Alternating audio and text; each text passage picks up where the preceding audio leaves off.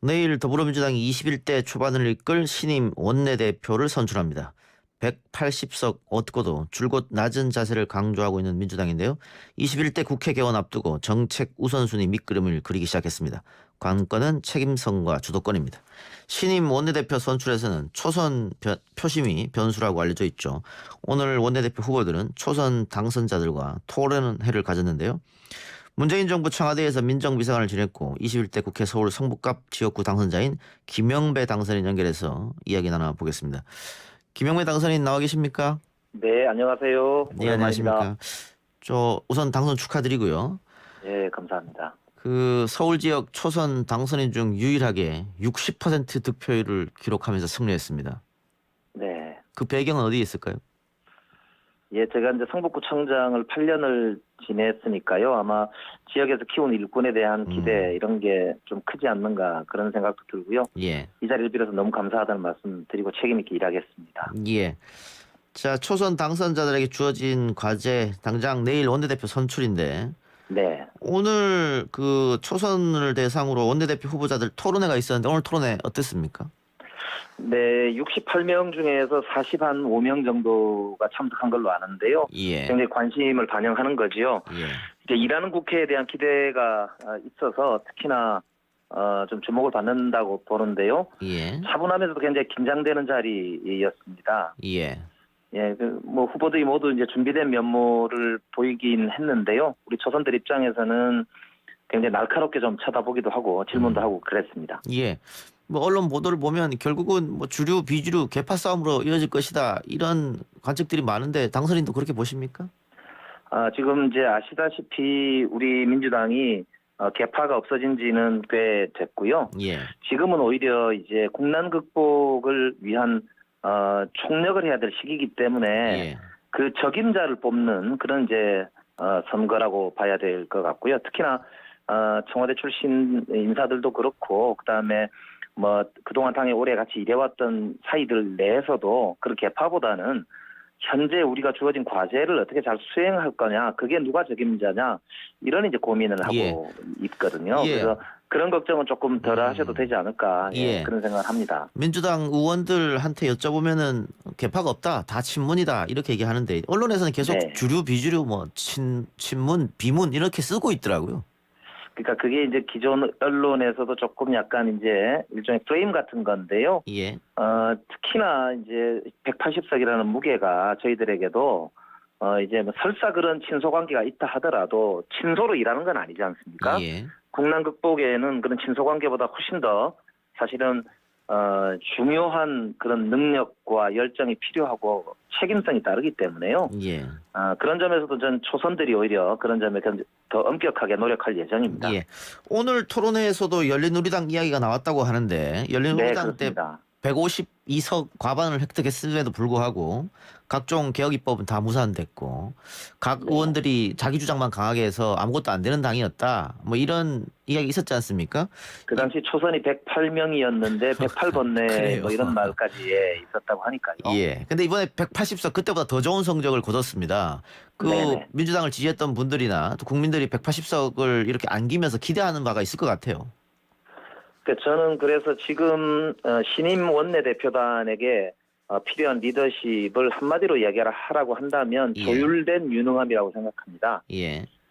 열린 우리당 시절에 사실은 뭐 우선순위를 좀 잘못 선택한다든지 아니면 엇박자를 계속 낸다든지 예. 뭐 이런 게 이제 국정 혼란으로 사실은 비춰지기도 했고 그렇습니다. 그래서 예. 지금이야말로 그때와는 비교가 되지 않을 정도로 책임성과 능력을 이제 발휘할 때라고 보기 때문에요.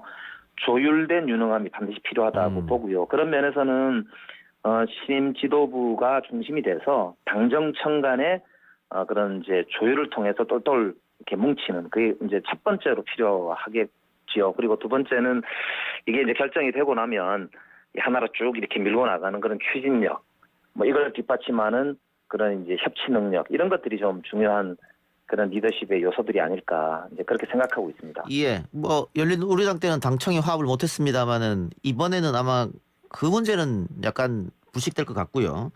예. 다만 지지자들은 강하게 이를 추진하기를 원할 텐데 네, 그렇습니다. 예, 방금 당선인께서 협치 얘기를 했거든요. 그러니까 네, 강한 네. 추진력과 협치는 상반되는 개념 아닙니까? 예, 이게 이제 두 개가 굉장히 조화롭게 이루어져야 할 텐데요. 그게 이제 리더십의 요체겠지요. 근데 예, 지금은 뭐 무엇보다는 국난 극복과 경제 회복이라고 하는 화두 과제는 훨씬 더 좀 무게가 있다고 생각해요. 예, 이게 이제 우리나라만 이렇게 문제가 되었으면 괜찮은데 지금은 세계사적으로 사실 도전이라고 할 정도니까요. 그래서 예, 이런 국난 극복에 좀 명확하게 초점을 둘 필요가 있겠다 싶고요. 다만 이제 개혁적 과제나 국정 과제들이 또 저희들 앞에 있기 때문에 예, 이런 문제와 관련해서는 우선순위를 잘 정하고 좀 전략적 집중할 수 있도록 예. 그렇게 힘을 모으는 게 가장 중요하지 않을까 그런 생각이 듭니다. 예, 민주당 지지자들은 결국은 이 180석의 막강한 의석을 가지고 개혁 네, 과제에 민주당이 집중해달라 뭐 그런 것일 텐데 네, 검찰 개혁, 언론 개혁, 뭐 개헌 문제도 있을 테고요. 어떤 걸 네, 네. 중점으로 두고 살펴봐야 된다고 생각하십니까? 그래서 저는 우선 아까 말씀드린 대로 이 국난 극복과 경제 회복의 무게를 좀 첫 번째는 둬야 될 것 예, 같고요. 그다음 개혁 과제 중에서는 우선 통과된 법들이 있습니다. 특히 예, 이제 검찰 개혁과 관련된 법안들과 공수처 그러니까 검경 수사권 조정 같은 것들이죠. 그리고 이제 나머지 이제 중요한 몇 가지 이제 개혁 과제들이 남아 있는데요. 예, 이 제도 개혁 과제들이 정착하도록 하는 게 첫 번째 중요하다고 생각이 되고요. 예, 그리고는 이제 여야 간에 협치를 할 수 있도록 제도를 공식화하는 게 굉장히 중요하지 않을까 싶습니다. 그래서 예, 여야정 국정상사협의체가 사실은 문재인 대통령하고 딱 한 번 열리고 말았는데요. 음, 이런 이제 제도적인 장치들을 통해서 야당과 국민들과 이렇게 신뢰를 쌓아나가는 게 굉장히 중요하지 않을까 싶고 그걸 통해서 개혁 과제들을 전략적 좀 선택 이런 걸 이제 해야 되지 않을까 그렇게 생각이 됩니다. 예. 그런데 김용배 당선인 그 총선과 연관돼서 검찰에서 압수수색 당하셨지 않습니까? 근데 네네. 이 김용배, 황운하, 이상직 이렇게 세 사람이 압수수색 당했는데 네. 공교롭게도 문재인 정부에서 공직을 지냈던 세 사람이란 말이죠. 네네. 그래서 그 한쪽에서는 이 검찰이 타깃 삼아서 한 거 아니냐 이런 의혹까지 주장하고 있는 상황인데 본인은 어떻게 생각하고 계십니까? 네, 저도 이제 그런 말씀들을 듣곤 하는데요. 예, 이제 제 문제와 관련해서는 사실 당당하게 임하고 문제가 뭐 없으니까 앞으로 잘 대처를 하겠습니다만 검찰 문제도 결국에는 제도 개혁이 저는 중요하다고 생각해요. 그 제도 개혁을 통해서 신뢰를 쌓아나가는 게 무엇보다 중요하다고 보기 때문에 예, 조금 전에 말씀하신 공수처를 일단 잘 이제 출범을 시키고요. 예, 검경 수사권 조정을 이 제도적으로 이제 잘 정착시켜내는 그 유능함이 저희들한테는 가장 중요하다고 보고요. 그걸 통해서 이제 검찰도 자신의 일을 하는 그런 국가의 기구로 공직자들로 이렇게 잘 위치지어 나가는 게 굉장히 중요하지 않는가 그렇게 생각을 하고 있습니다. 그 보수 정당이 집권하면 검찰과 보통 한 몸으로 한 길로 나가던데 이 진보 정당이 집권하면 이렇게 삐걱거리는 이유는 어디 있다고 보세요? 네, 이제 이게 삐걱거린다기보다는 그동안 우리나라 이제 역사가 보면 민주주의가 아무래도 이제 그 개혁 과제들과 함께 진행이 되다 보니까 그런 예. 이제 기득권층이나 아니면 개혁 과제들과의 충돌 과정에서 그런 이제 문제들이 계속 불거지곤 하는데요. 지금이야말로 오히려 큰 틀에 민주주의가 진전된다는 권력기관 개혁의 차원에서 저는 이렇게 차분하게 그 권력기관 개혁의 성과들을 안착시켜 나갈 필요가 있겠다. 그게 매우 중요하다 이렇게 생각을 합니다. 예. 특히 이제 거대 정당이 됐기 때문에 더 책임감이 크겠죠, 여당으로서는. 네네. 그 아까 말씀하신 공수처, 이 공수처장은 어떤 인물이 돼야 된다고 판단하고 계십니까? 예, 우선은 공수처장이 이제 인사청문회 대상인데요. 예. 우선 6월 국회가 열리게 되면 인사청문회법과 국회법이 빨리 통과가 돼야 예. 즉 공수처법에서는 이 공수처장을 두도록 되어 있는데 인사청문회법에서 인사청문회 대상으로 그걸 확정을 지어줘야 예. 인사청문회가 실제로 열리게 되거든요. 그렇기 때문에 여야 합의로 빨리 인사청문회법과 국회법을 통과시켜야 될 것 같고요. 그 합의할 때 저는 국민적 신뢰를 받는 그런 이제 분을 초대이기 때문에 특히나 이제 임명하는 게 매우 중요하지 않을까 그렇게 생각하고 있습니다. 예. 이 야당의 반대가 있으면 또 임명이 어려우니까 이 문제도 야당과 또 협조를 해야겠죠. 그렇습니다. 이제 그 야당이 두 분을 추천하도록 되어 있고 7명 중에 6명이 동의하도록 되어 있으니까요. 야당과의 그런 이제 협상이 불가피하기 때문에 이 문제는 결국 국민적 눈높이가 중요하지 않을까 그렇게 생각합니다. 예, 오늘 그 민주당 초선 토론회에서 정성호 후보가 초선 의원들이 주눅 들면 안 된다 이런 얘기를 했다고 하는데 네네.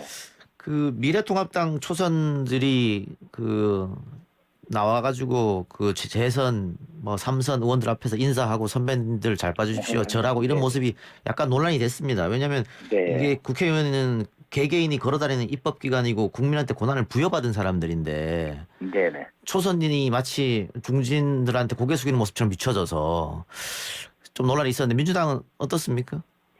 예, 우리 초선이 68명인데요. 예. 질서 있으면서도 저는 시민의 목소리를 대변하는 데는 가감이 없어야 된다고 봅니다. 특히 예. 여의도 정치라는 말에서 이제 풍기는 말이 정치를 자기들끼리 한다 그런 거잖아요. 예. 그러니까 정말 여의도에 갇힌 정치가 아니고 시민들의 눈높이, 시민들의 그런 열망을 국회 안으로 받아들이는데 인색해서는 안 된다고 생각을 합니다. 예. 이제 다만 아까 말씀드린 대로 현재 국난 극복이라고 하는 아주 무거운 막중한 과제를 가지고 있는 만큼 그런 면에서는 그만큼의 또 책임성을 우리가 잊어버려서는 안 되기 때문에요. 굉장히 조화롭게 좀 고민을 해봐야 되지 않을까 싶네요. 예. 원내대표 후보 3명 모두 초선들에게 상임위 우선 배정권을 주겠다 이렇게 약속했는데 당선인은 어디를 생각하고 계십니까? 예, 저는 우선 제가 좀 해오던 과제 그리고 잘할 수 있는 일 이렇게 생각해서 예. 행한 일을 가려고 생각하고요. 예. 예, 자치분권과 균형 발전 그리고 협치 뭐 이런 거의 제도화 구조화 이런 데 굉장히 힘쓰고 싶습니다. 예. 그리고 언론 인터뷰를 보니까 당선인은 그 국회에 들어가면 국민투표법, 국회의원 소환제, 국민발언제 이것을 맞습니다. 제일 먼저 하겠다고 말씀하셨는데 네네. 이거 국회의원 소환제나 뭐 국민발언제나 다 그 현재 기득권을 갖고 있는 국회의원들은 좀 싫어할 법이잖아요. 동료들이 이게 오케이 해주겠습니까? 예, 지금 이제 우리 동료 의원들 중에서도 동의하는 분들도 꽤 계시거든요. 예. 그래서 이 문제는 결국 저는 이제 우리가 스스로 자신의 기득권을 내려놓되 국민들의 권리를 신장시키려고 하는 예. 그런 방향으로 국민들과 뜻이 맞다면 저는 충분히 뭐 저는 실현 가능하다고 생각하고 있습니다. 차분하게 예. 토론하고 국민들 잘 이렇게 설득하도록 하겠습니다. 예. 자, 국회 21대 국회에 들어가시면 이제 앞으로 어떤 일을 하실지 포부 한마디 듣고 마치겠습니다. 예, 저는 국회가 이제 여의도 정치에 갇히지 말고 시민과 토론해야 한다고 생각합니다. 시민과 토론하는 국회, 그런 정치를 하고 싶습니다. 우리 앞으로 많이 지켜봐 주시고 응원해 주셨으면 좋겠습니다. 예, 오늘 인터뷰 고맙습니다. 아이고, 고맙습니다. 예, 지금까지 서울 성북갑 지역구 당선자인 더불어민주당 김영배 당선인이었습니다.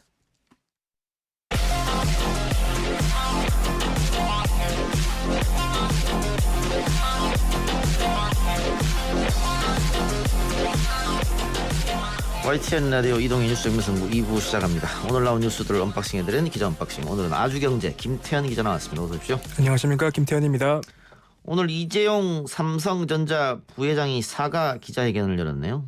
네, 이재용 삼성전자 부회장이 오늘 경영권 승계와 노조 문제 등과 관련해 직접 대국민 사과에 나섰습니다. 이게 삼성준법감시위원회의 권고를 수용해서 사과문을 발표한 것으로 보이는데요. 이게 지켜질지는 알 수 없지만 이와 관련한 중요한 발언들이 조금 나왔습니다. 예, 그 발언들 뒤에 일단 소개하기로 하고요. 네. 삼성준법감시위원회는 뭡니까? 그러니까 지난 재판에서 예. 이 관련한 내용들이 나왔는데요. 예. 그러니까 삼성이 어떤 문제를 저지르지 않나 그런 사항들을 감시하는 일종의 뭐 감시 기관입니다. 예. 네. 이거 재판에서 판사가 이걸 만들어라 이렇게 얘기했죠. 네, 그렇습니다. 이 조금 이해가 안 돼. 굉장히 이례적인 일인데. 그렇죠. 회복적 사법을 얘기하시면서 예. 만들면 우리가 그거를 수용하겠다. 그래서 이거는 이러면은 결국은 집행유예로 풀어주려고 이렇게 한 거 아니냐. 그렇죠. 그래서 그 수사했던 검사들이 굉장히 반발을 했어요. 예, 그래서 재판을 바꿔달라고. 예, 검찰이 이 재판부와랑 같이 못한다. 네. 바꿔달라. 받아들여지진 않았죠. 아니요, 받아들이지 않았습니다. 예. 너 재판 결과를 보죠. 네, 좀 보고. 그래야 될 것 같습니다. 예. 자, 그러면은 이 사과 내용 설명해 주세요. 일단 경영권 승계 관련한 얘기가 나왔는데요. 이제 논란을 더 이상 일으키지 않겠다고 얘기를 했습니다. 그러니까 자녀들에게 경영권을 승계하지 않겠다는 의지를 밝힌 겁니다. 그리고 구체적으로는 오래전부터 마음속에 두고 있었다면서 이런 말을 한 건데요. 명확하게 저는 제 아이들에게 회사 경영권을 물려주지 않을 생각이라고 입장을 밝혔습니다. 3세까지만 경영하고 4세는 안 하겠다 이 말이네요. 네. 예. 그리고 더 하나가 더 있는데요. 그러니까 무노조 경영이라는 말이 나오지 않게 노사관계 법령을 철저히 준수하고 노동 3권을 확실히 보장하겠다는 말을 내놨습니다. 예. 근데 오늘 어쨌든 이재용 회장이 이렇게 부회장이 사과를 하면서 약속한 게 있습니다만 네. 지금까지 삼성에 있던 회장단들이 뭐 그 아버지도 그렇고 할아버지도 그렇고요. 네. 약속했던 걸 다 번복했던 적이 많거든요. 그렇죠. 예. 그리고 오늘 사실은 좀 보면서 알맹이가 없다는 말도 많이 나오고 있는데요. 예. 그러니까 현재 재판을 받고 있잖아요. 예. 그러니까 국민연금에 영향을 끼친 부분이 포함돼 있는데 이와 관련된 내용은 구체적인 내용도 안 나오고 대략적인 내용도 언급이 안 됐습니다. 그와 관련해서 사과가 나올 줄 알았는데 그건 없었다. 그렇죠. 그러면은 확실한 것은 4세 경영은 하지 않겠다는 것이고 네. 이제 무노조 경영이란 말을 없애고 노조를 받아들이겠다 이 말인 것 같네요. 네, 그렇습니다. 알겠습니다. 이것도 뭐 좀 지켜보죠. 어떻게 될지. 이 약속이 네. 지켜질지 안 지켜질지. 네. 자, 사회적 거리두기가 5월 5일부로 종료가 됐고 오늘부터 생활 속 거리두기가 시작됐는데 어떤 차이점이 있습니까? 그러니까 이제 45일간의 사회적 거리두기 기간 동안 운영이 중단됐던 국립공원, 동물원 등은 이제 생활방역 세부 지침을 마련하고요. 오늘부터 예. 운영을 재개합니다. 예. 그리고 대피소와 같은 밀폐된 다중 이용 시설은 코로나19 위기 경보 단계 상황에 맞게 개방을 결정할 예정이고요. 예. 그리고 다른 건 제쳐두더라도 기본적으로 국민들이 스스로 지켜야 할 기본 수칙은 달라지지 않았습니다. 예. 그 방금 저한테 중앙재난안전대책본부로부터 문자가 왔네요. 네. 예. 새로운 일상 모두가 방역 주체가 되는 생활 속 거리두기를 오늘부터 시작합니다. 아프면 3, 4일 집에 머물기, 두 팔 간격 건강거리 유지, 30초 손 씻기, 기침은 옷소매, 주기적 환기 소독, 거리는 멀어져도 마음은 가까이 이렇게 보내왔는데 네. 큰 차이점 없는 거 같은데요? 늘 우리가 지금까지 하자 했던 거잖아요. 이걸 그쵸. 지켜달라 이 말이죠. 그렇죠. 근데 조금 다른 거는 이제 시설들이 운영이 된다는 점. 예. 네, 그런 점이 다른 겁니다. 예. 방금 밖에서 PD가 저한테 엄지척을 했습니다. 이렇게 읽어달라고 요청하려고 그랬는데 알아서 읽어줬다고. 예. 훌륭하십니다. 훌륭한 진행자죠. 예. PD 머릿속에 제가 있습니다. 예. 자, 그런데 생활 속 거리두기 첫날 지역 감염 환자가 나왔습니다. 네, 용인시에서는 29세 남성이 확진 판정을 받았습니다. 이 남성은 지난 2일부터 발열과 설사 증상이 있어서 자신의 차량으로 보건소 선별진료소를 방문해서 검사를 받은 것으로 알려졌습니다. 예. 근데 지금 오늘 그 확진자가 2명 그리고 완치자가 50명 나왔기 때문에 오늘 아마 정오에 발표한 거로 보면 계속해서 이제 한 자리 숫자가 나온 것 같습니다. 네, 다행스러운 일이고요. 연휴가 있었는데도 조금 예. 폭발적으로 늘어나지 않는다는 점은 굉장히 고무적인 예. 것 같습니다. 근데 대구는 오히려 방역을 더 강화한다. 네. 그러니까 지난 5일에 권영진 대구시장이 담화문을 발표했는데요. 대구는 아직도 감염 경로가 불확실하고 확진자가 산발적으로 발생해서 무증상 감염자가 상존할 위험이 도사린다면서 행정명령으로 공공시설 등에서 마스크 착용을 의무화하는 대책을 내놨습니다. 네. 이것에 대해서 대구 시민들이 좀 불만을 가질 수도 있을 것 같아요. 엄청 불만을 많이 갖고 계시더라고요. 예. 그러니까 애초에 집단 감염이 일어났을 때 그렇게 했어야 되는 거 아니냐라는 말부터 예. 버스 탈 때 마스크 놔두고 오면은 벌금 맞는 거냐 이런 말까지 나오고 있습니다. 예. 예, 자세한 이야기는 우리 기자 언박싱 끝나고 네. 한송이 대구 경북 보건복지단체 연대회 전 대표와 전화 연결해서 알아보도록 하죠. 네. 자, 정치권 얘기해 봅시다. 더불어민주당 원내대표 경선에 출마한 김태년, 전해철, 정성호 오늘 후보자 합동 토론회가 있었네요. 네. 그러니까 새 의원이 나와서 각자의 포부를 밝혔는데요. 이거를 좀 정리해 보자면 김태년 의원은 리더십을 통한 안정, 그리고 전해철 의원은 당정청 협력 관계 강화, 그리고 정성호 의원은 협치를 강조했습니다.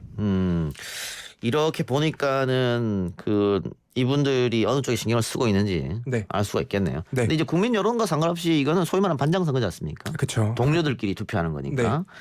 그래요. 그 누가 될지는 모르죠. 네. 예, 뭐 지금 3명이 나왔는데 뭐 양강전이다 뭐 이런 얘기도 있습니다만은 좀 지켜보고요.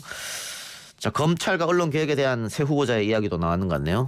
네, 그러니까 세 분 다 큰 이견은 없었습니다. 그러니까 세 후보 모두 수사 기소 분리와 고위공직자 범죄수사처, 공수처 설립 등을 통한 검찰 개혁의 중요성을 강조했고요. 언론 개혁을 실행할 수 있는 제도적 장치가 필요하다고 말했습니다. 예, 알겠습니다. 미래통합당은 오거돈 전 부산시장 사건을 검찰에 고발했습니다. 네, 대검찰청에 오 전 시장과 부산시청 그리고 부산 성폭력 상담소랑 청와대 관계자를 공직선거법 위반 강제추행 등 이게 혐의로 고발을 했습니다. 예, 이게 네. 경찰이 지금 인지하고 수사하고 있는 상황 아닙니까? 네. 근데 이게 조금 강조가 되는 부분이 그 부산 성폭력 상담소 홈페이지에 나온 김회숙 자문위원을 두고 예. 청와대 김회숙 인사수석과 동일인인지 여부를 수사해달라고 강조를 하고 있습니다. 미래통합당 입장에서는 선거 전에 민주당이 알았을 것이다. 네. 일부러 그렇게 덮은 거 아니냐. 이런 의혹 제기인 거죠. 예, 그런 겁니다. 예. 자, 오 전 시장에 대한 고발과 더불어서 이낙연 총리에 대한 야권의 공세가 이어지고 있다고 하는데 어떤 내용입니까, 이것은? 이낙연 당선자가 이천 물류창고 화재 참사 조문을 위해서 합동 분향소를 찾았을 때 유족들과 나눈 대화가 언론에 보도되면서 이제 야권의 공세가 시작된 건데요. 예. 그 몇몇 의원들, 그러니까 야권의 몇몇 의원들은 차기 대통령 선호도 1위라는 말을 붙이면서 예. 이런 분이 유가족과 나눈 대화라니 오싹하다라는 내용을 얘기하면서 그 대화를 좀 공격을 하고 있습니다. 예. 장제원 의원이 공격을 했더라고요. 네, 예. 그런데 그 우리 언론이 이걸 그대로 받아 쓰는 게 조금 이해가 안 되던데. 네, 대화 유족들과 대화 내용을 보면 네. 이게 그렇게 오싹할 정도인가 이런 생각도 들어서. 그렇죠. 그 대화 그 기사들이랑요, 그 몇몇 시민들이 모아놓은 그 워딩들을 종합을 해보니까요, 취지는 이런 취지였습니다. 그러니까 눈앞에서 빈말로 약속하고 돌아서서 외면하는 정치인이 지키지 않을 약속을, 그러니까 지키지 못할 약속을 드릴 수는 없고 나는 지금 현직 관료도 아니고 의원도 아니어서 권한이 없다. 그러니까 여러분들이 하신 말씀을 잘 전달하겠다 정도의 예. 취지였습니다. 그러니까 제가 현직 국무총리도 아니고 또 국회의원도 아니다 보니까 당선인이신 분이니까 국회에 여러분의 말씀 전달하겠다. 네. 이렇게 했는데 그 유족들을 무시하는 것 아니냐.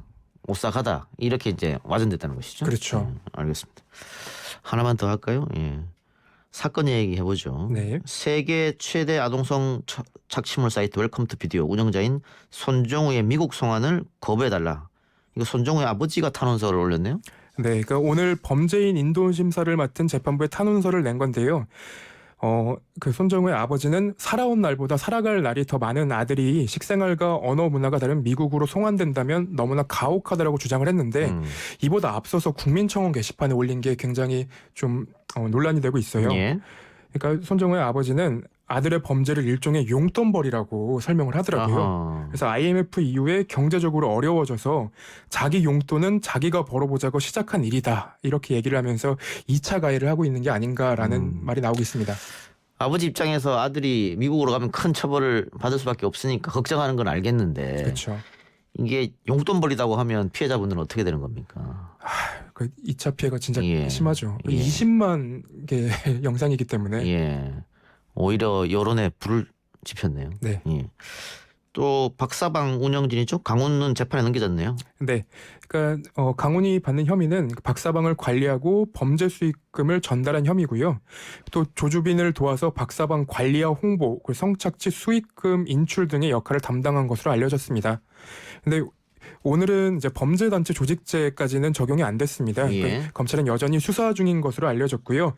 수사 결과에 따라서 추가로 기소를 할 예정이라고 밝혔습니다. 이 강훈이 붓다라는 닉네임을 썼지 않습니까? 네. 그래서 범죄 수익금을 관리하고 전달한 혐의다 이런 건데 지금 도피 중인 각각 네. 못 잡고 있잖아요. 네. 근데 이 범죄 단체 조직죄를 구성을 하려면 지금 상태로는 좀 어려운 것 같고요. 법률적으로. 그렇죠. 갓갓을 잡아와서 갓갓이 어떤 여기에 책임이 있느냐 이거를 파봐야지만 범죄단체 조직죄를 만들 수 있을 것 같은데 지금까지 못 잡으면은 잡기가 어려운 거 아닙니까? 갓갓은? 그래도 검찰이 강력한 의지를 갖고 예. 움직이고 있으니까요. 예. 일단은 좀 믿고 좀 지켜봐야 될 것 같습니다. 지금은. 네. 그 아직 갓갓이 누군지 특정하지도 못한 거 아니겠어요? 네, 예. 해외로 나갔을 수도 있고. 그렇죠. 예.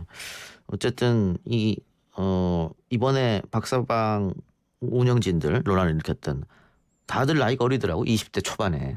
그러니까 그 강훈이라는 친구, 그러니까 이 강훈이라는 사람도 10대예요. 만 18세고요. 아하. 네. 범죄를 일으킬 만한 뭐랄까 이런 나이가 따로 없는 거 아닌가라는 생각이 들더라고요. 태평양이라는 닉네임을 쓰는 친구는 그 중학생입니다. 아이고. 네, 답답하네요. 네. 예, 알겠습니다. 오늘 기자 언박싱은 이 정도로 마무리하죠. 지금까지 아주경제 김태현 기자였습니다. 수고했습니다.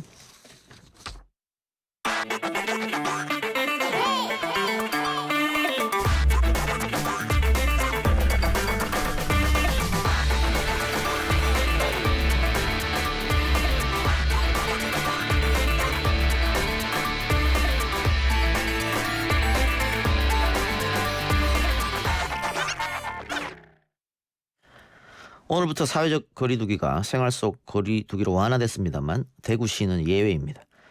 권영진 대구시장이 담화문을 통해서 대구는 다른 지역과 달리 생활 방역으로 전환할 수 없는 상황이다라고 말했습니다. 오히려 마스크 착용을 의무화하겠다면서 처벌 입장까지 밝혔는데요. 이를 두고 시민들의 비판이 이어지고 있는 실정입니다.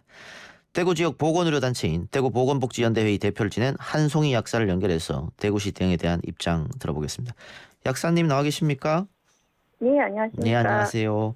자, 마스크 착용 의무화 전국에서 처음으로 대구시가 행정명령으로 발동했는데요. 이거 좀 자세한 설명 부탁드리겠습니다.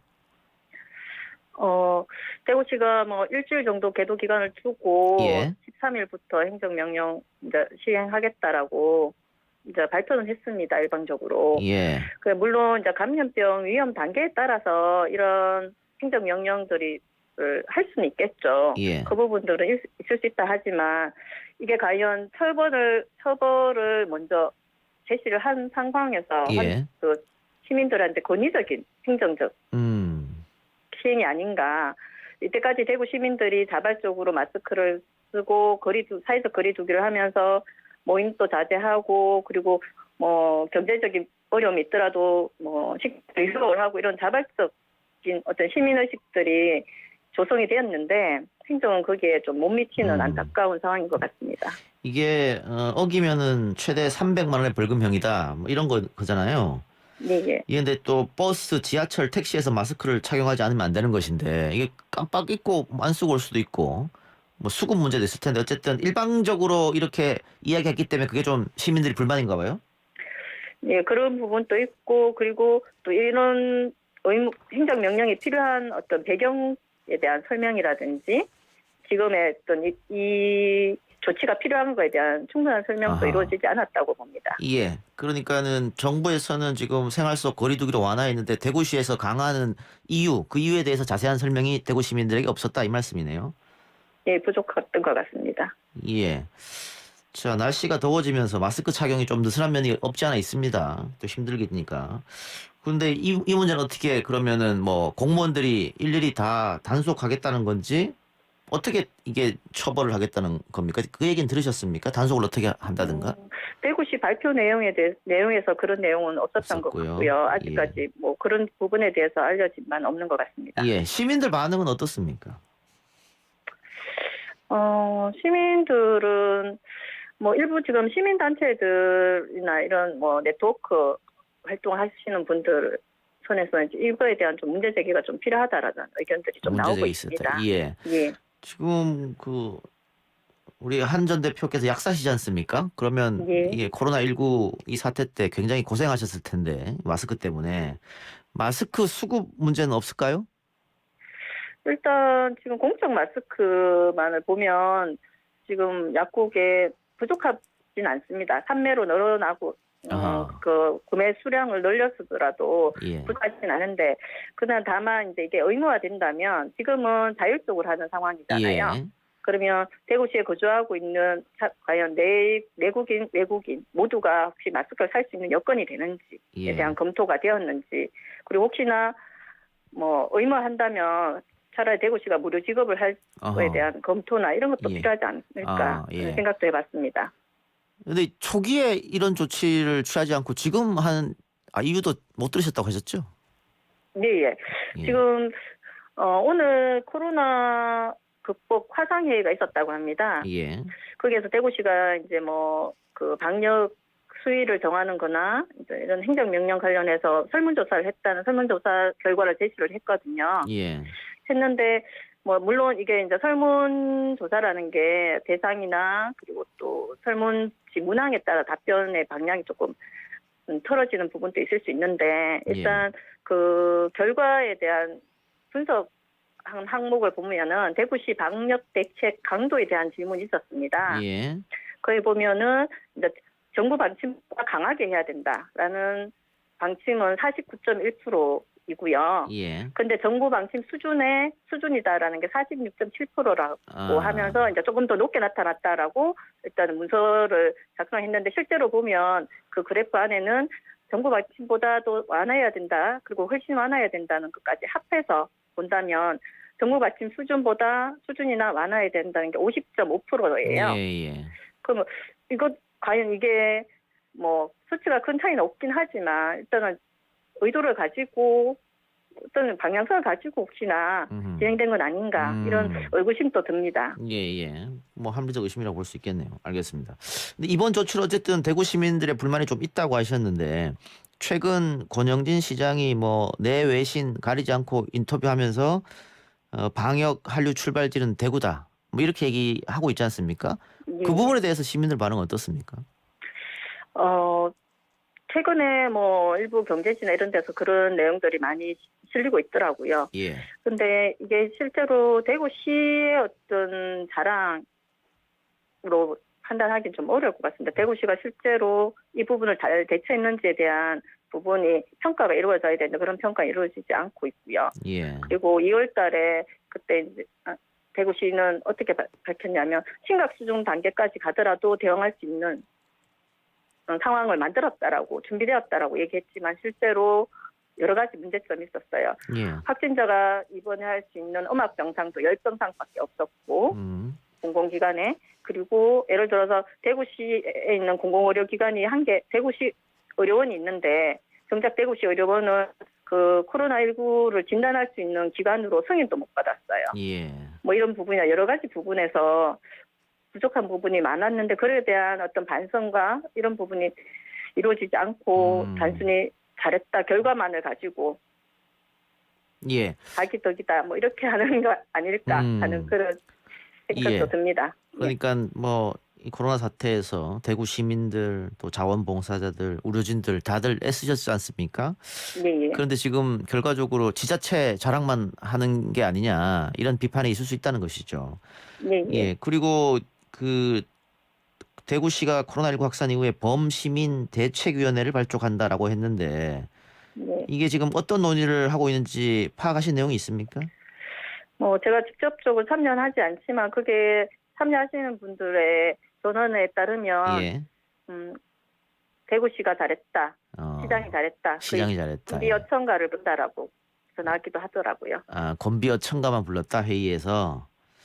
예, 그런 말씀도 있습니다. 예. 답답하네요.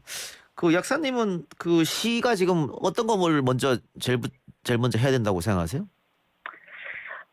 일단은 지금 상황에 대한 평가, 향후 지금 전문가들이 2차 유행도 계속 예고를 하고 있지 않습니까? 그렇죠. 예. 그렇지만 백신이나 이런 치료제는 그 전에는 뭐 될지 안 될지 아직 불확실한 상황이고요. 예. 그러면 거기에 대한 대비책이 더 중요하다고 생각되고 그리고 현재 코로나19로 통해서 대구 시민들의 어려움에 대한 어떤 대처들. 실제로 대구시가 지급하는 긴급 생계자금 지급 문제도 굉장히 논란이 많았잖아요. 뭐 지급 시기를 그때 총선 시기 이후에 하겠다라든지 그리고 뭐 그 지급 대상자의 보험료 기준이라든지 그리고 검증하는 전산 시스템이 문제가 있었던 것도 엄폐된 상태로 며칠을 지나가고도 하고 여러 가지 그 이후에 지금 시민들의 어려움을 보듬을 줄 수 있는 대구시의 대응도 많이 부족하고요. 그리고 방역이나 의료 분야에서의 어떤 향후 어떻게 하겠다라는 예. 그런 논의도 좀 부족한 것 같습니다. 제가 그 동성로의 텅 빈 거리를 보면서 조금 마음이 많이 아팠는데 지금 어떻습니까? 다시 문을 열고 사람들도 왕래가 좀 많이 되고 있습니까? 일단은 이제 뭐 식당이나 커피숍이나 이런 거리에 사람들 조금 늘고는 있습니다. 아, 예. 일단은 확진자 수도 좀 확실히 줄고 하니까. 예. 그래서 뭐 보면 이제 마스크를 이제 뭐 실내 공간 안에서도 끼고 있는 분들도 있고, 뭐 음식을 먹다 보면 이제 벗어야 되는 분들도 있고. 예. 일단은 약간의 사회적 활동은 조금씩은 되게 되고 있는 것 같습니다. 예. 예. 소상공인들 조금 형편이 나아졌다고 볼 수도 있겠나요? 아직은 부족할 것 같습니다. 예. 전 국민 지원금이 이제 다 지급되면은 그분들이 또 돈을 조금 쓰시면 좀 나아지지 않을까 그런 생각도 드네요. 예. 예, 코로나19 확산 과정에서 아까 약사님의 말씀처럼 대구시가 전문 역학조사관이 한 명밖에 없었고 병상도 부족했고 예산 문제를 들기도 하고 했습니다. 공공의료 확정 측면에서 어떤 준비가 필요하다고 보시는지요? 마지막으로 한 말씀 부탁드리겠습니다. 일단은 저희 이제 지역 단체들이 지자체 선거 때마다 이제 대구시에 요청했던 거는 보건국 신설을 요구했었습니다. 예. 지금 대구시 같은 경우는 보건복지가 같은 한국에 있고 보건은 한 과로 되어 있습니다. 예. 그래서 과에서 할 수 있는 어떤 의사결정이나 예산 규모나 보건국과는 좀 많이 다르고요. 예. 실제로 우리나라에 이제 많은 단체들의 지자체들이 보건국을 가지고 있는 지자체도 많이 있고요. 그리고 실제로 이제 그런 부분을 그리고 또 이제 공공의료기관을 확충도 좀 필요하다고 봅니다. 요번에도 이제 민간 의료 병상들을 땡겨서 실제로 했지만 실제로 그렇게 여유가 되는 병상이 항상 있을 수는 없거든요. 예. 네.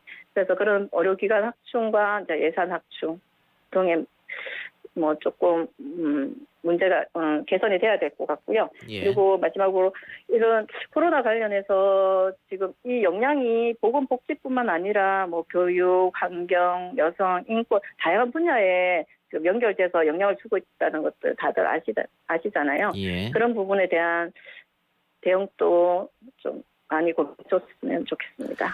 알겠습니다. 약사님 오늘 인터뷰 고맙습니다. 네, 수고하십시오. 네, 지금까지 대구 보건복지연대의 대표를 지낸 한송희 약사였습니다.